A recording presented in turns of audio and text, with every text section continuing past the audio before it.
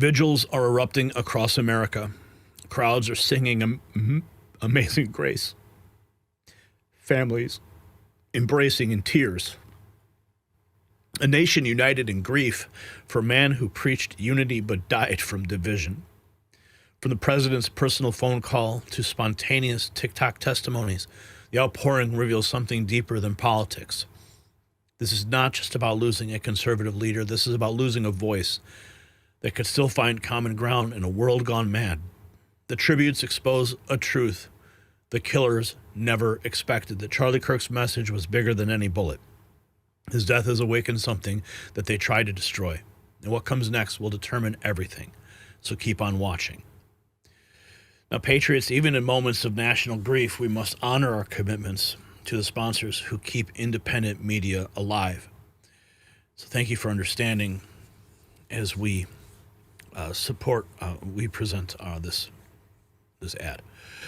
Imagine an opportunity that could grow your wealth while also strengthening your country's future, and that's the vision behind Western Star Resources. Western Star Resources is an experienced publicly traded gold and silver exploration company with a proven track record in advancing high-potential projects. The company combines deep geological expertise with modern exploration techniques to unlock value in some of North America's most prospective mineral regions. With domestic demand for precious metals continuing to rise, and with the U.S. government backing stronger domestic exploration, Western Star Resources is positioned for the next stage of growth. Check them out. The link in the description, westernstarresources.com. And again, it is because of our sponsors that we are able to continue to present you this information.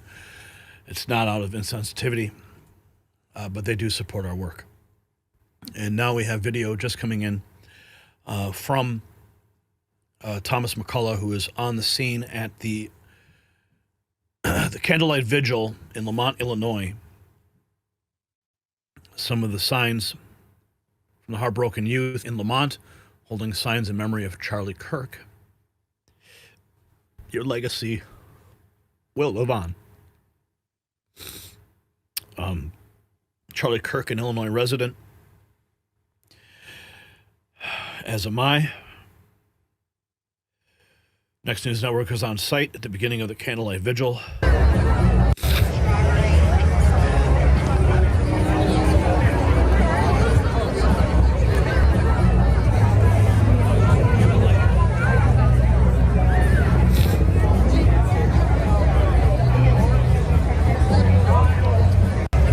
Hundreds and hundreds of people.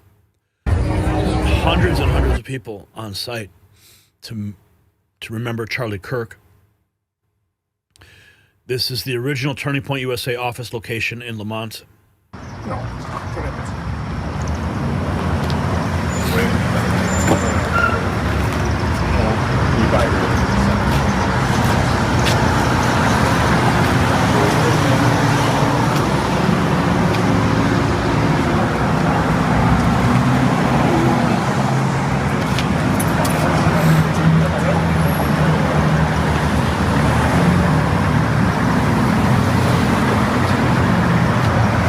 Thank you, Tom, for bringing us this video.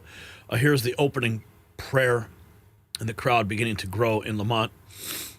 Charlie Kirk Vigil. This is it started at 7 p.m.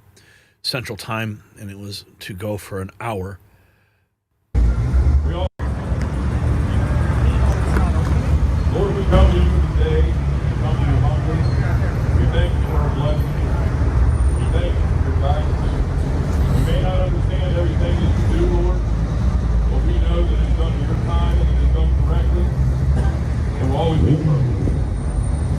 Now we thank you, Father, for the blessings that you will give the Kirk family that you've already bestowed upon them, as well as the blessings that you have bestowed upon the men and women of 9/11.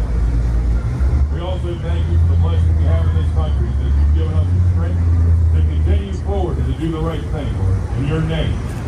We continue to spread the message in which Charlie started with, that you guided him so strongly to do.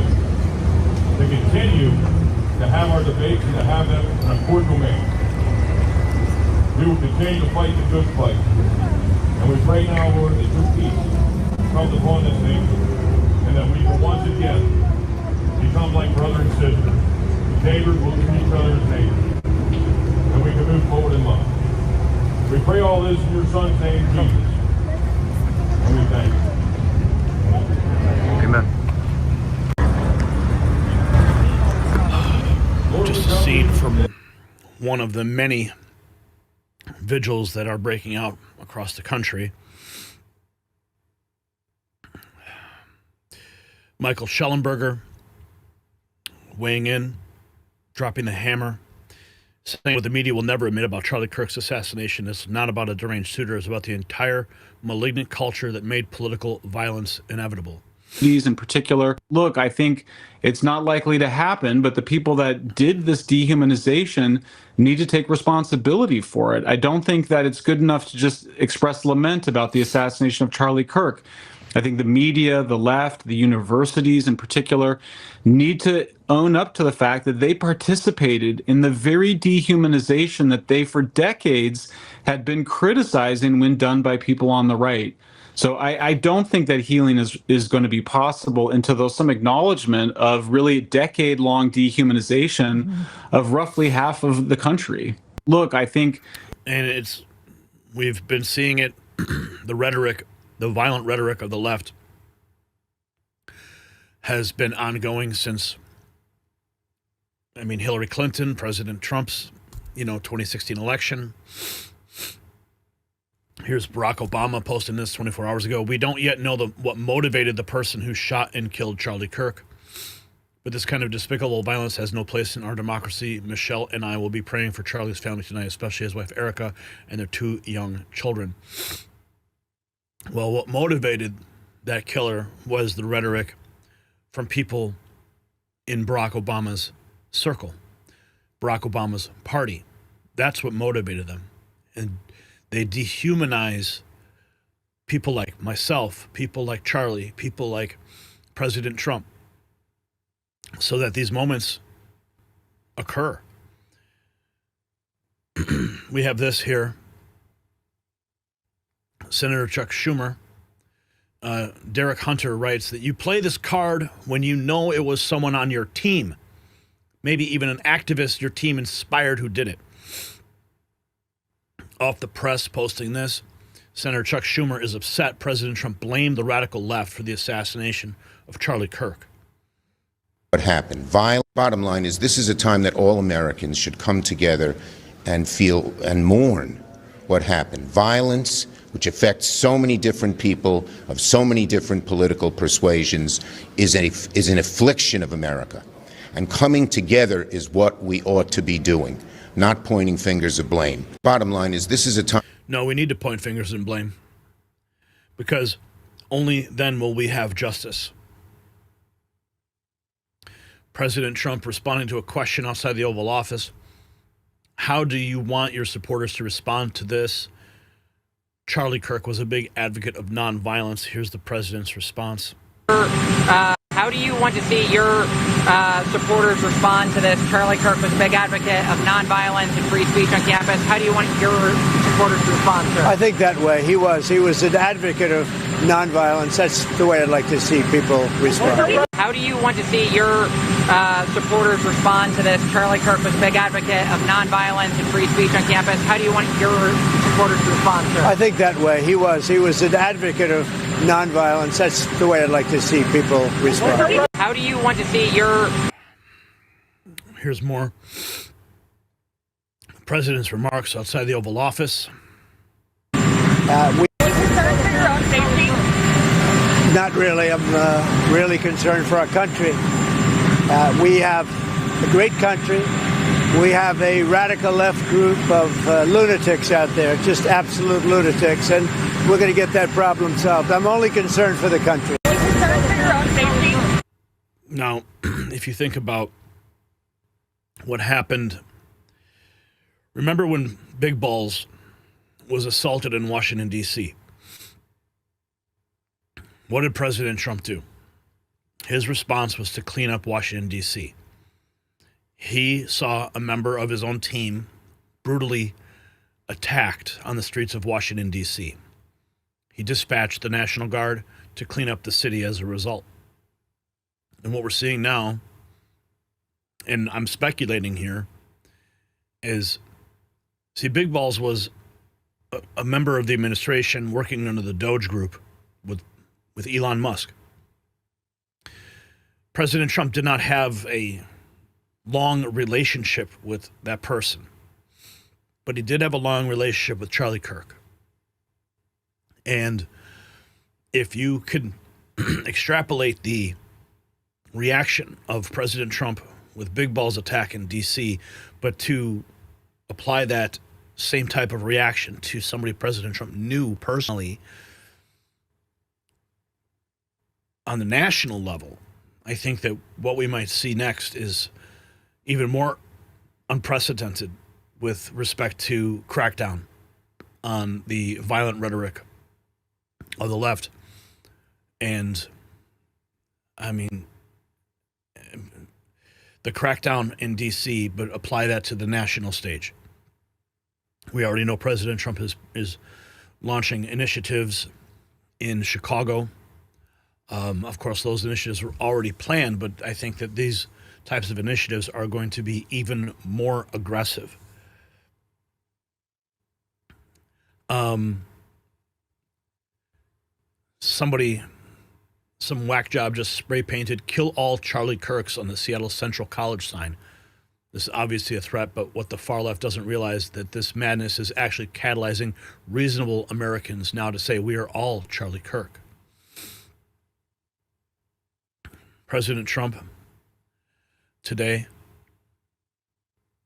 visually shaken. You can see it visibly here. His face says it all from this morning as he walked to present a message at the White House today. President Trump, I don't know.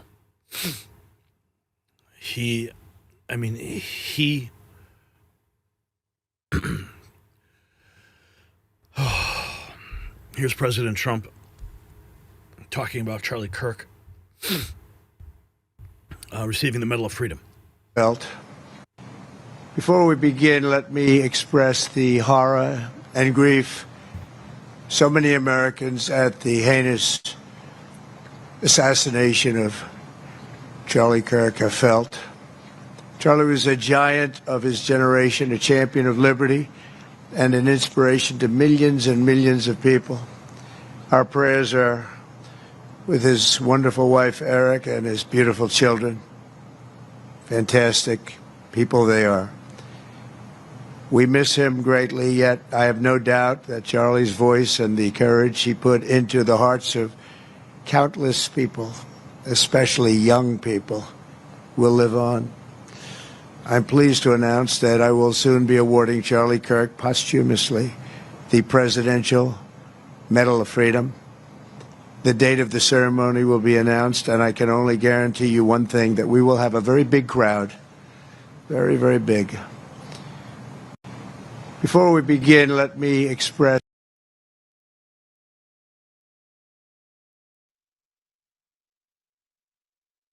the Medal of Freedom will be given to Charlie posthumously. Here we have this. Governor Ron DeSantis announcing an investigation into any teacher who celebrated Charlie Kirk's tragic murder. Multiple individuals posting horrendous messages online, and even members of our own military. So we're seeing that Ron DeSantis is not going to allow this type of rhetoric or celebration to proceed. A lot of people getting fired over their remarks on social media. Knee-jerk reactions, disgusting knee-jerk reactions from people. Charlie Kirk's official X account posting this 6 hours ago. Charlie Kirk emerging at a turning point event to smoke and fireworks. 1993 to 2025. I always thought it was remarkable when Charlie started these events with the fireworks and the smoke and the presentation and the excitement at all these turning point events. It was so bold and so fresh, and it presented a new way for the youth to get excited about politics, like a rock concert, the things he would do. This is the official statement from Turning Point. Every one of us at Turning Point is crushed and devastated by the hateful murder of our founder and guiding light, Charlie Kirk. All of us have lost a leader, a mentor, and a friend. Above it all, our hearts are with Erica and their 2 children.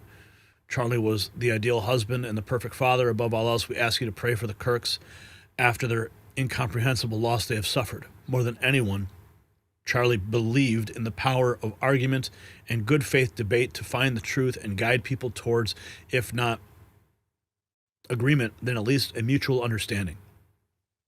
Charlie was no stranger to threats. He received thousands throughout his life, but he always prioritized reaching as many young Americans as possible over his own personal safety. Now, Charlie has become America's greatest martyr to the freedom of speech he so adored. In his 31 years, Charlie lived more than any of us will in 100.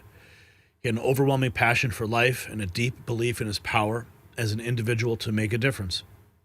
With the spirit of a pioneer, Charlie launched Turning Point out of his parents' garage as an 18-year-old with no money, no name recognition, only a dream. His energy and drive were awe-inspiring, without equal and deeply infectious. Charlie refused to squander a single day of his life. He was a natural builder and problem solver who loved a challenge and saw every setback as a chance to learn, grow, pray, and try again. He was fundamentally decent, always eager to make new friends and allies and to support and defend the ones he had already made.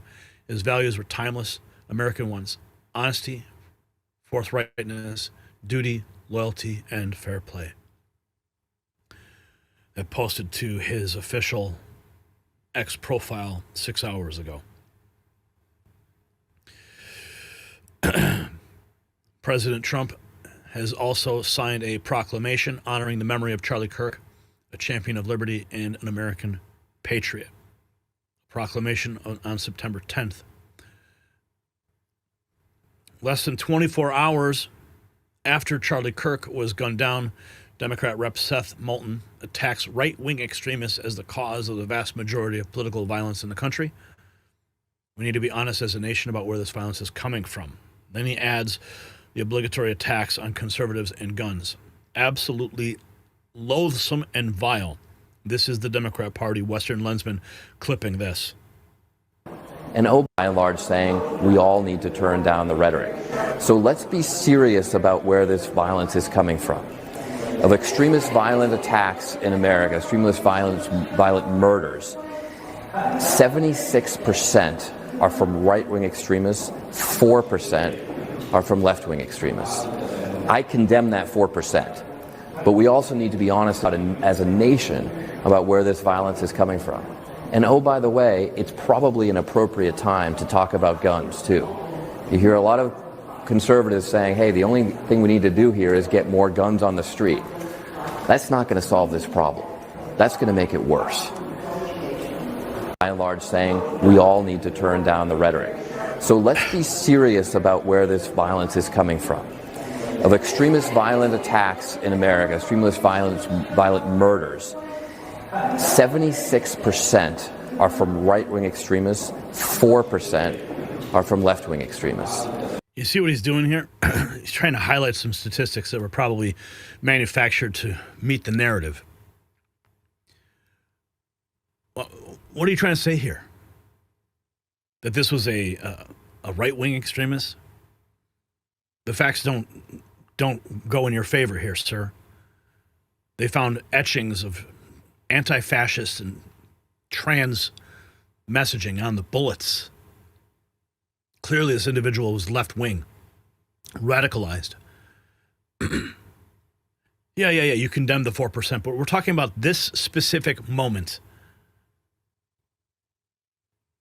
I condemn that 4%, but we also need to be honest about it as a nation about where this violence is coming from.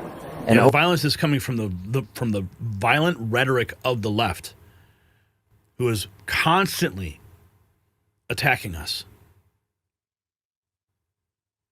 even in Europe. Conservatives, they write here, Dominique Tarczynski writes, as conservatives, we requested a minute of silence in the European Parliament to honor Charlie Kirk. The left, calling themselves Democrats, naturally refused. They're the same everywhere. Even in the face of death, they're incapable of showing human compassion. Therefore, I will organize an exhibition in the European Parliament commemorating Charlie Kirk. His legacy will bear fruit. Madam President, dear colleagues, the murder of political activist Charlie Kirk, a husband, loving father, and patriot, has shocked the world. We must strongly condemn political violence and rhetoric that incites violence. Please stand with me in reflection and prayer in his honor, and I yield the rest of my time for a moment of silence.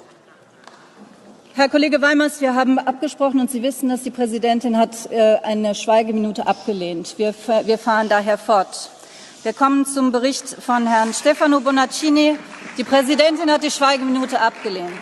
Bericht von Herrn Stefano Bonaccini zur Zusammenarbeit zwischen Durchsetzungsbehörden im Hinblick auf unlautere Handelspraktiken in der Agrar- und Lebensmittelversorgungskette.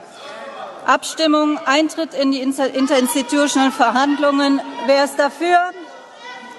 Wer ist dagegen? Wer enthält sich? Angenommen. I mean, these scenes are just like what we saw yesterday on the House floor when Lauren Boebert asked for a moment of silence and prayer, and the Democrats objected, screaming out no. And this is the type of action. These people have no soul and no ability to even hold a moment of silence. Don Lemon on the streets already. NRM 84 says Don Lemon is frothing at the mouth over this. He is a pile of excrement. Do you know Charlie Kirk? Yeah, I do. And what do you think of what happened to him? You know, sometimes revenge is a dish best served cold. I hate to celebrate someone's death, but when you talk about guns rights and you talk about how much the Second Amendment matters to you and it impacts you, like, what do you expect, you know? Sympathies to his family, but this is why we need gun control. One of my friends said on social media he died in a world that he wanted. Yeah, he said it himself, right? There's a whole quote that's been floating around about, like, sacrifices were made for the Second Amendment to still exist, or something along those lines, right? It's an ad-lib, but yeah, this is what happens. You reap what you sow, and, you know, it's sad that someone died, but also, hey, you know? What do you say to people who might say that you're unsympathetic and you need to be more human about it? I don't know. Reread slavery, rewatch Roots. There are so many different eras of American history in America where worse things have happened to people. And, you know, if you've turned a blind eye, you want us to erase the Confederacy, you want us to erase all these different things, but why should I have more sympathy for something that you don't know pain, really? If this is the worst thing you could think of, you don't understand what other people have gone through. Do you think that this will make a difference with getting people to actually sit down and talk about some sensible gun laws? No, unfortunately not. I'm not even going to entertain that anymore. It's not about gun laws. It's about the temperature and the language of the left, such as this guy. MSNBC analyst Matthew Dowd now fired over Charlie Kirk comments after the assassination. David Portnoy writing, good riddance. But make no mistake about it, he probably voiced how many of the intolerant left feel. They just weren't dumb enough to say it out loud on television. New York Post reporting, Matthew Dowd has now been fired for his comments. MSNBC, quick to respond after those remarks and apologizing for them, and now Dowd has been fired. Representative Nancy Mace posting that Greenville County schools, we believe you may have some explaining to do. No one celebrating the loss of a human life should be allowed anywhere near children. And mostly peaceful memes presenting one of the teachers appears to be openly celebrating the murder of Charlie Kirk.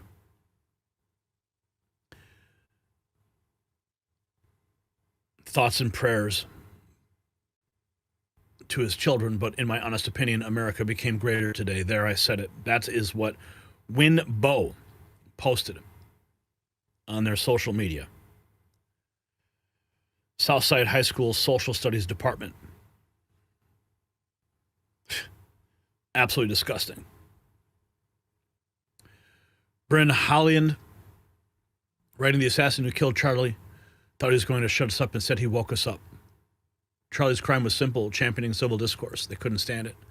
If he taught us anything, one conversation can change a life. Enough conversations can change a nation. Not quitters. That murdered my friend Charlie Kirk yesterday thought he was silencing our generation. Instead, he woke us up. You see, Charlie believed deeply in young people, especially Gen Z.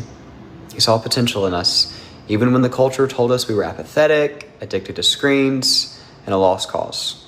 He knew that if anyone believed in us, challenged us, and gave us a chance, we could be a generation of fighters, not quitters. Charlie's crime in the eyes of his critics was simple: championing civil discourse. That was his mantra above everything else. He went to college campuses not because it was easy, but because it was hard. Time and time again, he stood in front of hostile crowds. He took hours of unfiltered questions, and he modeled something rare in American life: the belief that disagreement is not division, that speech is not violence, and that courage is contagious. He once told me something I'll never forget. The day civil discourse is extinct, a civil war starts. That wasn't hyperbole.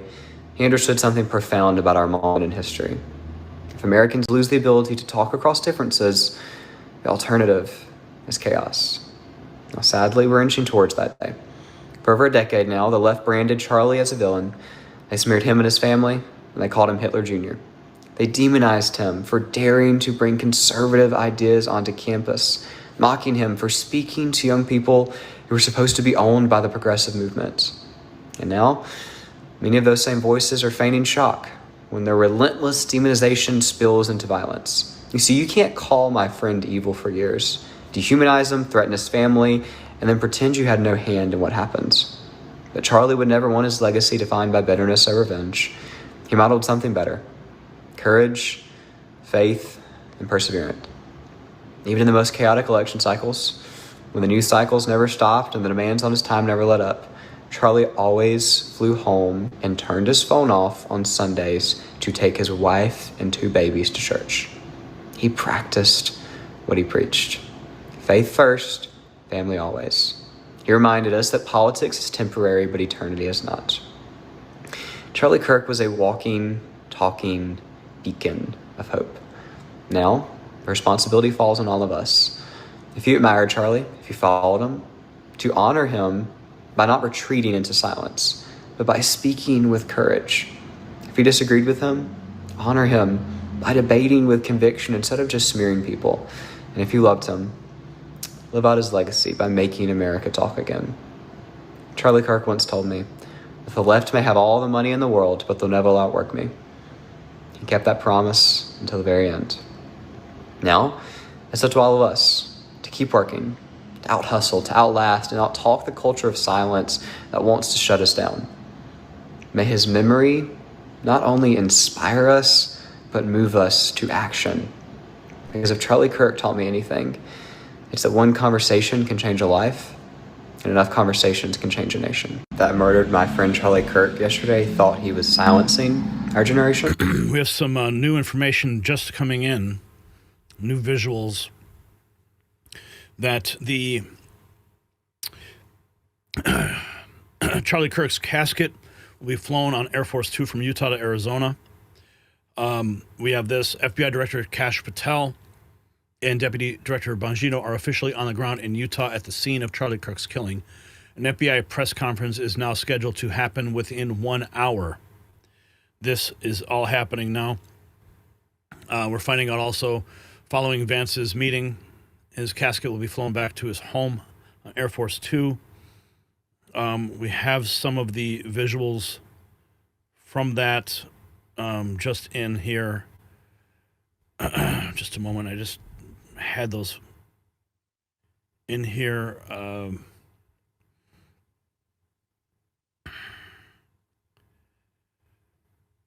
Let's see. Where did they go? Okay. This is just in here.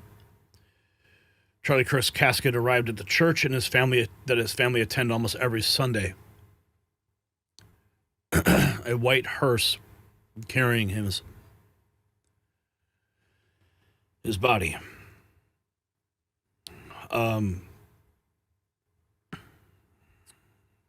We also have President Trump talking about a virtual manhunt. Or anything? Big man, but do the best we can. Anything on the investigation or anything on the latest that you've heard from the FBI or Cash Patel? They've reported to me so far. Pretty much what you're seeing in the news is what it is. They have a virtual manhunt out there, so we'll see what happens. But we hope we get them. Thank you, Mr. President. Thank you. Big man, but, President Trump discussing a virtual manhunt. Let's see, we have... Here is more Charlie Kirk's casket being escorted by a large motorcade.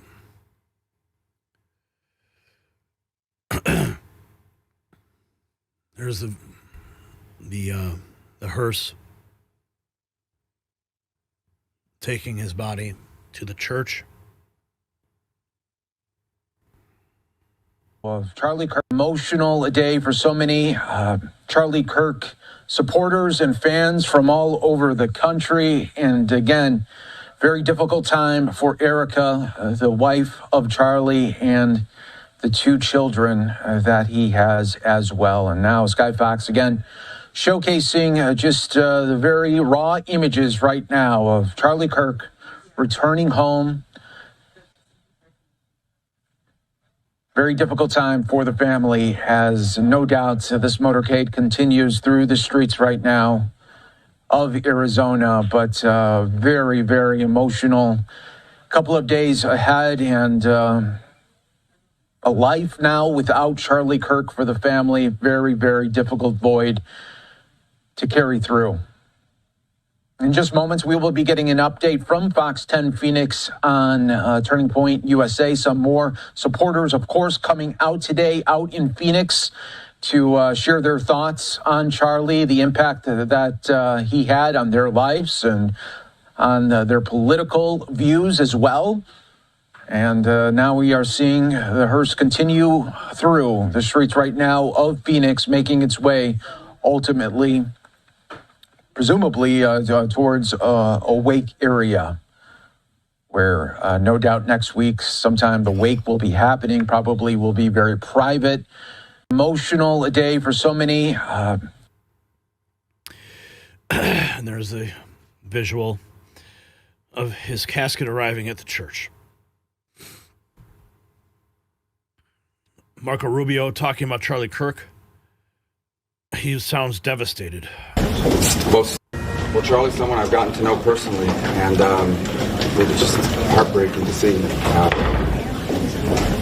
Both stunning and outrageous at the same time. Obviously, I have confidence in our investigators. They're on the ground. The FBI is the best investigative unit in the world. I spoke to the governor numerous times yesterday in the midst of this, and they're also involved with their state police there. And so I think now we just need to let the investigators do their work. And we know two things for certain, and that is that a great young man is dead and the family's been shattered, and that there's no place for this in America. We all know that. All the words are out there, but it's true, not just outrageous, it's frightening. Well, Charlie's someone I've gotten to know personally. Jim Acosta says that the right is exploiting the assassination of Charlie Kirk, man.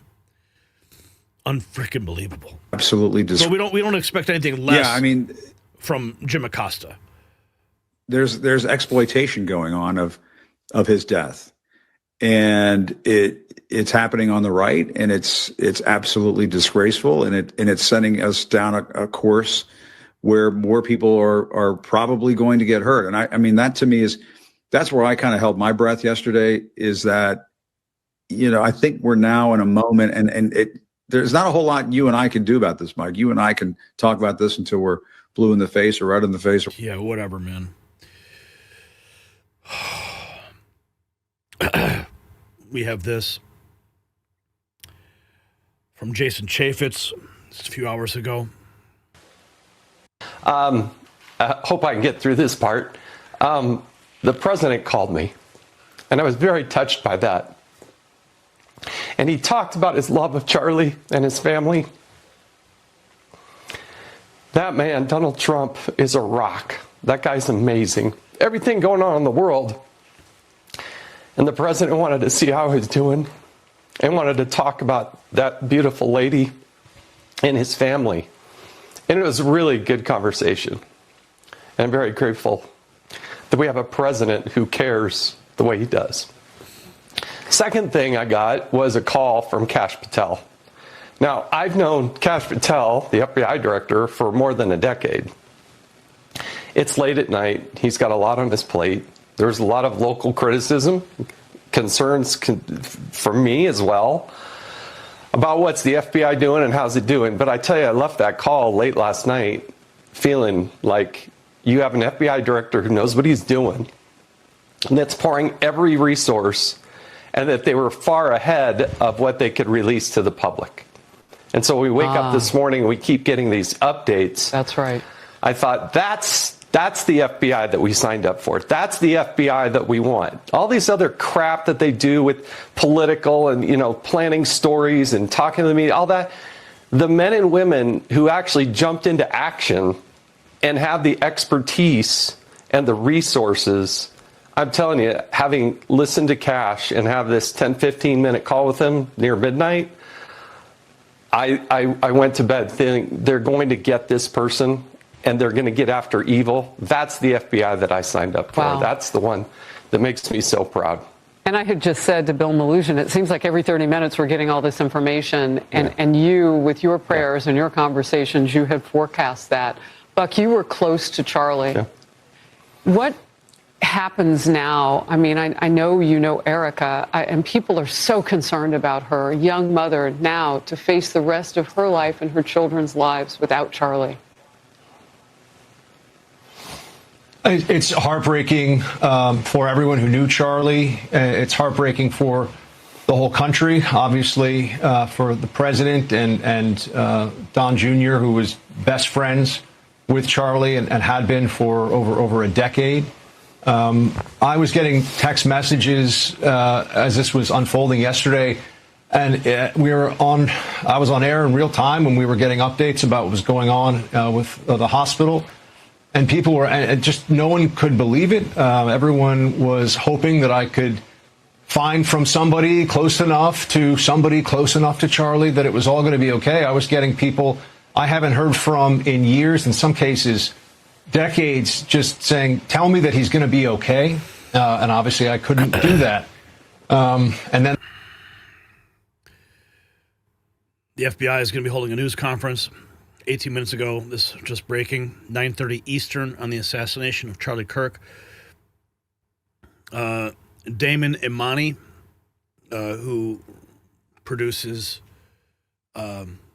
satire videos mocking The View, just posted this. I haven't seen it yet, but usually he drops some serious truth in these videos.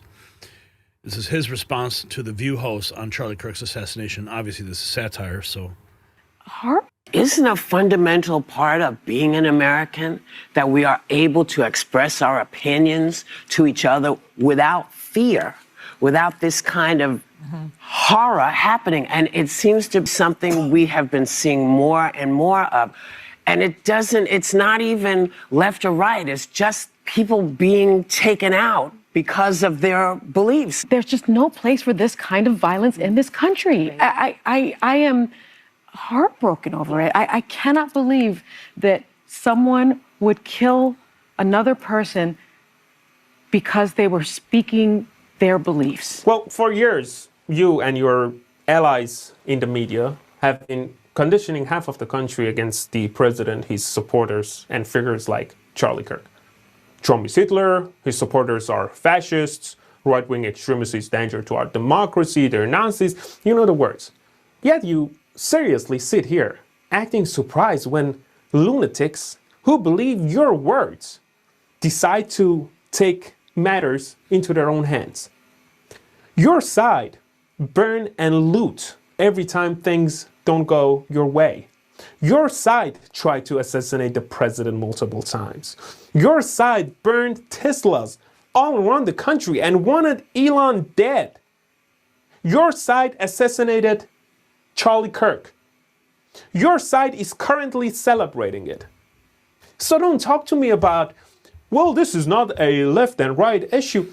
It is the left. It's only the left. It's ironically the Democratic side who engages in political violence and killings of figures they disagree with. And every time something like this happens, you come here, you tune down the rhetoric, crocodile tears, ooh, I can't believe this. Then a week later, you go right back at the dictator and fascist rhetoric again. So you don't really care. You're just pretending. And for that, fuck you, and you in a corner too.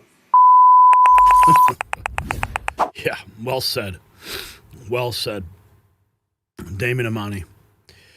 Here we have Harrison Fields, Deputy Press Secretary, Special Assistant to the President on Real America's Voice. You're at a loss for, there are no words, right? And first and foremost, our prayers, our thoughts, everything in our bodies is going towards Erica and the kids. We can't fathom it. I am a young father myself, recently married, kind of following that Charlie Kirk motto, get married, have babies. This is what it's all about. You're at a loss for words. There is just no making sense of the unsensible tragedy that took our friend's life. And even if you didn't get to know him, you felt like you did know him. I was talking to friends from all over the country, and they're at a loss. They don't understand how something like this could happen. They got my friends engaged in politics. After years of me trying to convince people to become conservatives, all they needed was one Charlie Kirk video, and here they were voting for the president. That's the type of impact that he had. And his legacy will be a lot of things, but one thing, and I know you guys have been talking about it, his legacy as a man of faith, as a Christian, as a lover of Jesus will be of paramount importance. I mean, this is a man that when he saw my pin, it's right here on my lapel right here, it has a cross over the United States flag. He pointed it out to me. He noticed it. And I joked with him. I said, it's my Christian nationalist pin. And he got a chuckle out of it. Because we cannot be afraid to be Christians in this country. And, you know, just minutes before he passed, we knew that he was professing his faith once again. And I heard Kayleigh McEnany mention this quote, and I think it's beautiful. It's not about left or right. Just remember above and up. And we know that our brother Charlie is in the arms of Jesus Christ and the angels up there. And as a Christian, that gives you some level of comfort when you're just grasping for something to make sense of it all. No, and martyrs absolutely go straight in. You know, Harrison, we got about a minute here until the break, but you know, it's something that Charlie always led with, and he was so unapologetic about his faith. And I think that's something that to Gen Z really was able to connect with them at a time when so many people are asking what's going on. It felt like, you know, through COVID, everything was collapsing. And then here comes Charlie. It's God, it's the Bible, it's Jesus, and he's there serving it to you right on campus. Yeah, we talk about it all the time. We have a loneliness epidemic between our younger population. Charlie was able to influence them in a way to introduce them to God. With God in your life, you can't be lonely. You are so fulsome and wholesome in your life. So he's been able to evangelize in many ways to people. You know, you became a Christian and a conservative just from listening to him. That's the type of impact he has. You look throughout history, there's not many people that have been able to do that. You look at the Graham family, you look at people like, you know, MLK or, you know, other prominent people in our country that have had such a platform. The president of the United States, such a palpable platform, one that doesn't die with them, but really lives on. But the reality is, you know, again, as Christians, we know that he's very much alive in heaven, a place where he prayed and wished and knew he probably would end up one day. By no means did we think it would be at 31 years young. But again, our hearts and our thoughts and prayers are with his family right now. Absolutely. Harrison Fields, thank you so much for joining us today. And obviously, we hope that Erica and the family are feeling those prayers right now. Jack Posobiec coming back. Charlie Kirk. A new video showing Erica Kirk and Usha Vance holding hands as they step off Air Force Two, with Charlie Kirk's casket arriving in Arizona. AOC says, are we going to do something? Are we going to argue over rhetoric? We have to pass gun safety legislation. Really? Yeah, we're going to argue over rhetoric. We are.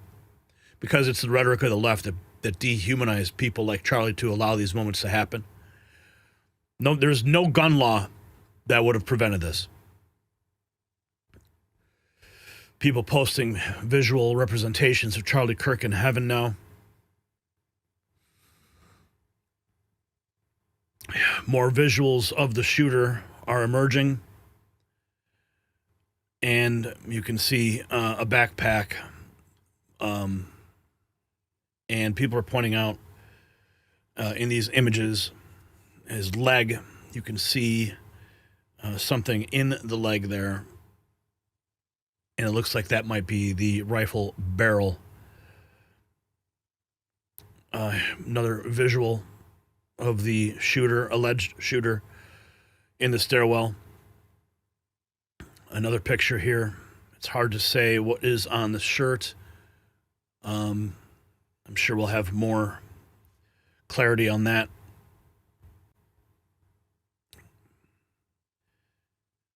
Home of the Brave, it looks like. Probably a shirt to allow him to blend in with the conservative audience. And this just in as well, and in a previous remark I made, discussed the possible coordination of the person asking the question with the person who was arrested on the site and the shooter. But now we're having here is the guy who was talking with Charlie Kirk before he was shot. And this does not appear to be somebody who would have been coordinating anything. Let's listen to what he has to say. And people have obviously pointed to the irony that the point that I was trying to make is how peaceful the left was right before he got shot.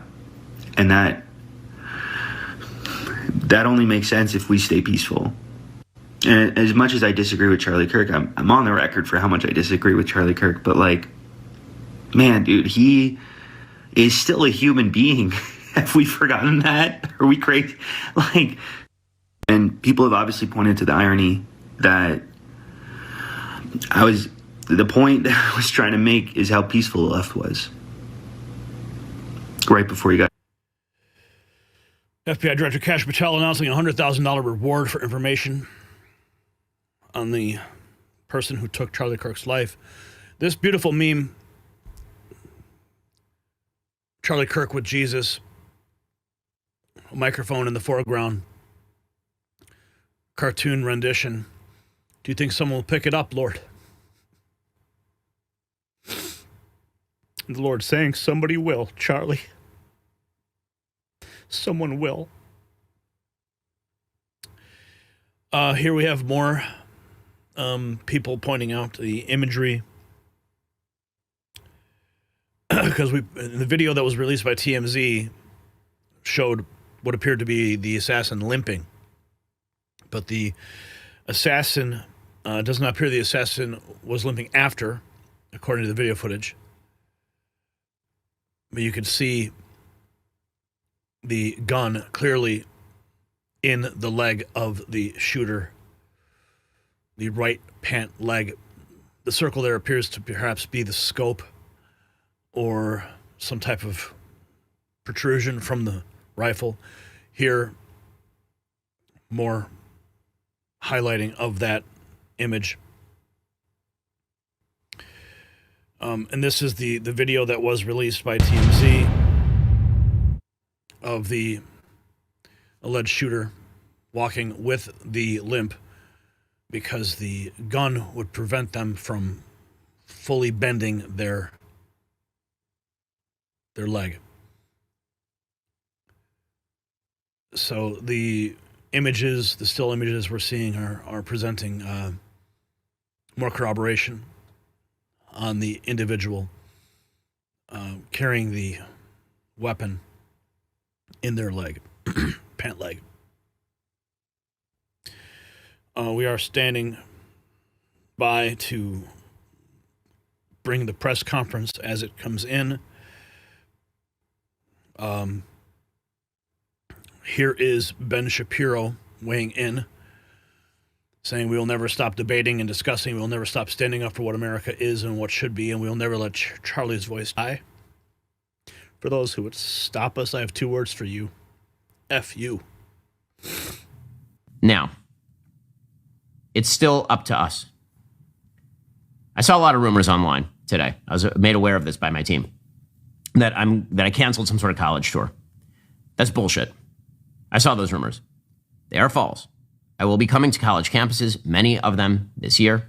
So will we all, I am sure, because we're Americans and we're not going to be deterred. Charlie's voice is not silent. We're going to pick up that bloodstained microphone where Charlie left it. And to those who would intimidate, who would seek to stop us, who would seek to end free discussion, who believe that they have ownership over public spaces and can violently threaten and kill people who speak freely, we are not going to stop. And I have 2 words. Fuck you. We will not stop telling the truth. We will never stop telling the truth. We will never stop debating and discussing. We will never stop standing up for what America is and for what she should be. And we will never let Charlie Kirk's voice die. Goodbye to my friend, Charlie Kirk. May your memory be a blessing for your family and for your country and for all of us.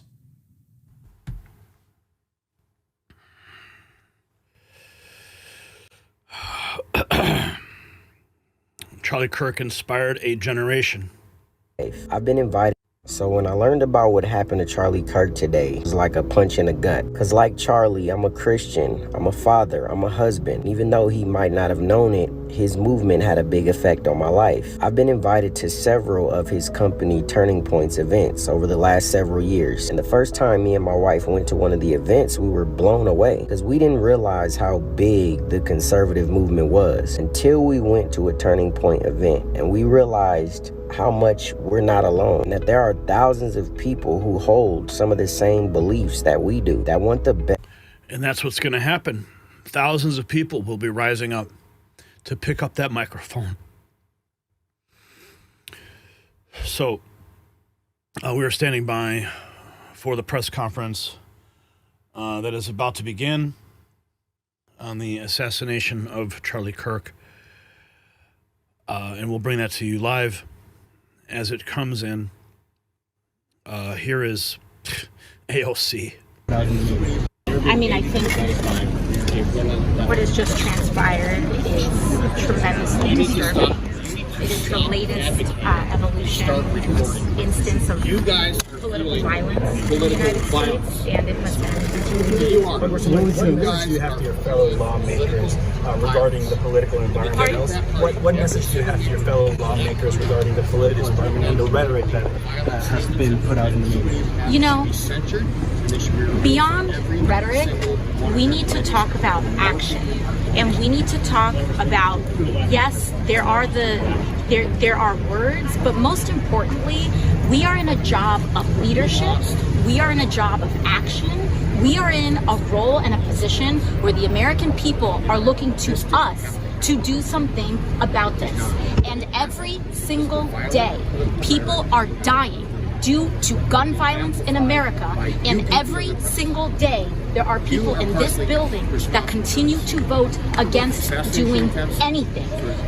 They vote against universal background checks. They continue to support legislation and also remove any way to block the mentally ill, to block extremists, to block people with histories and records of domestic violence from getting guns in their hands. So are we going to do something about this or not? We have a political assassination that happened at the same time as a school shooting where children are dying. On the same day, a week after a shooting at a Catholic school where children were gunned down while praying. Are we going to do something, or are we going to argue over rhetoric? That is my question about this. We have to pass gun safety legislation and stop. That is not going to do a thing. It is the violent rhetoric of the left that caused this moment. So we are still standing by for that press conference. Stephen A. Smith excoriating people celebrating Charlie Kirk's assassination. People in this country. I'm a black man born in America. I know what problems that exist in this country. But I also know there's far more good people than there are bad people in this country, regardless of who you are, what your ethnic background is. White, black, Hispanic, and beyond. I'm in a studio here in Las Vegas, and I'm looking outside, and I see people looking at me and smiling and saying, "What's up, Stephen?" They don't look anything like me. And I don't care, because they're showing me love, and I'm showing love right back to them. At some point in time, we got to recognize, can't just speak about it.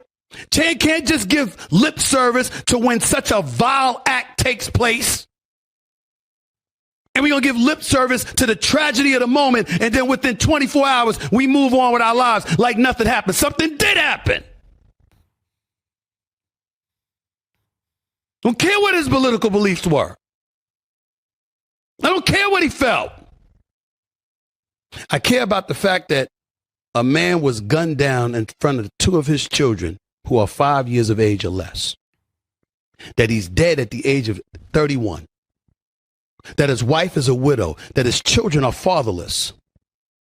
Because his ideas and his beliefs differed from somebody else, apparently. And then I'm going online and I'm seeing people celebrating it. Shame. Shame on you. I'm a black man born in America. I know what problems that exist in this country.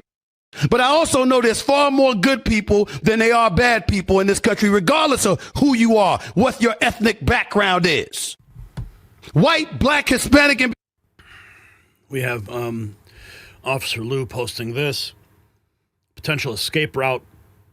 Charlie Kirk's assassin from this morning's FBI press conference. The weapon could have been found in the trees brush along this route. The diagram shows exactly how the shooter was able to get off the roof and into an adjacent neighborhood pretty quickly. There could have been a vehicle on standby just inside of the neighborhood. There's a stairwell that leads down from the roof to the outside portion at ground level. So you could see the visual of where Charlie's tent was, the path of the bullet, and the assassin's route directly through a parking lot and into a neighborhood nearby.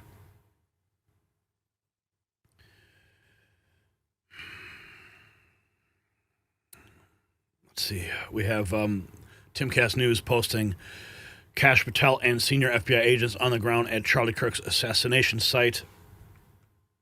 A press conference regarding Kirk's assassination will be occurring very soon. We'll carry those remarks live. But here's the visual of the FBI Kash Patel reviewing the location.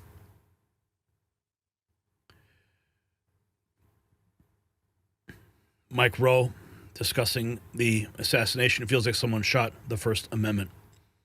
He says, I think maybe something extraordinary is going to happen in the days and weeks ahead. I don't know what it is, but it feels portentous.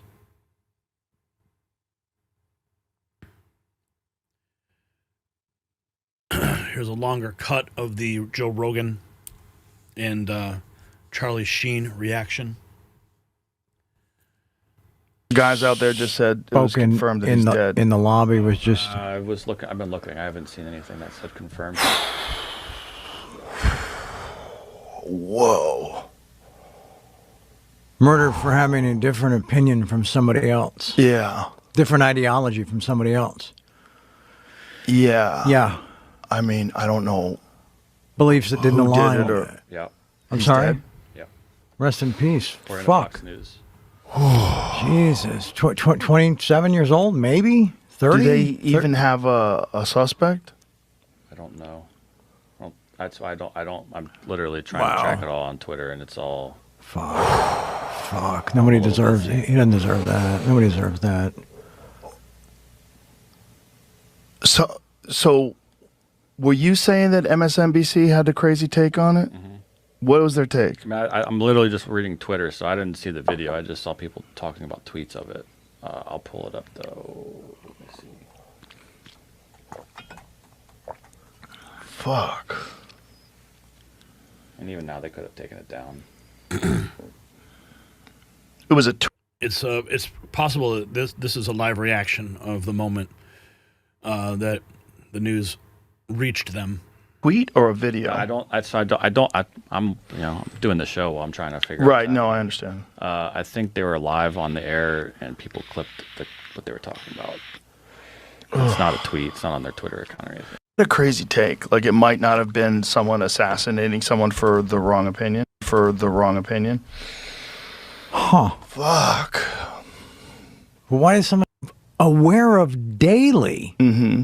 Right? Yeah. I mean, he's one of those young influencers, right? This time from the right, who is all over social media, always doing these various shows and debating people and talking to people and giving speeches and sure. Yeah. No one deserves this, folks. No one that has different opinions. No one deserves that. No. This is horrible. No. But I know people are going to celebrate it because this is a fucked up time and people have really fallen into this trap of us against them. But it's also going to make people not want to be as courageous or not want to be as forthright with the things they believe. It's going to put people on guard. It could. It could do the opposite. Yeah. I get that, but there's also going to be that sort of Self-preservation. ingrained thing now. Mm-hmm. You're correct. Yeah. And and you just go. So, if you got value from this report, tap subscribe. My final thought is next. Kirk's death revealed who we really are as a nation. While leftists celebrated online, millions of patriots gathered in prayer. The contrast is undeniable. Vigils versus riots, grace versus hate. President Trump personally called Kirk's family. Marco Rubio fought back tears. Katie Pavlich broke down on air. Even Bill Maher found common ground with the man. That's Kirk's real legacy. He could reach across the aisle.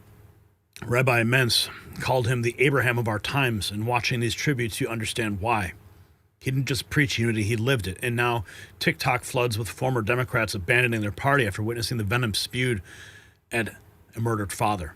His assassination was meant to silence a movement. Instead, it's creating converts. They killed a man, but birthed a martyr. Question for you. Will Charlie Kirk's death unite Americans like 9/11 did, or deepen our divide? Drop your answer below.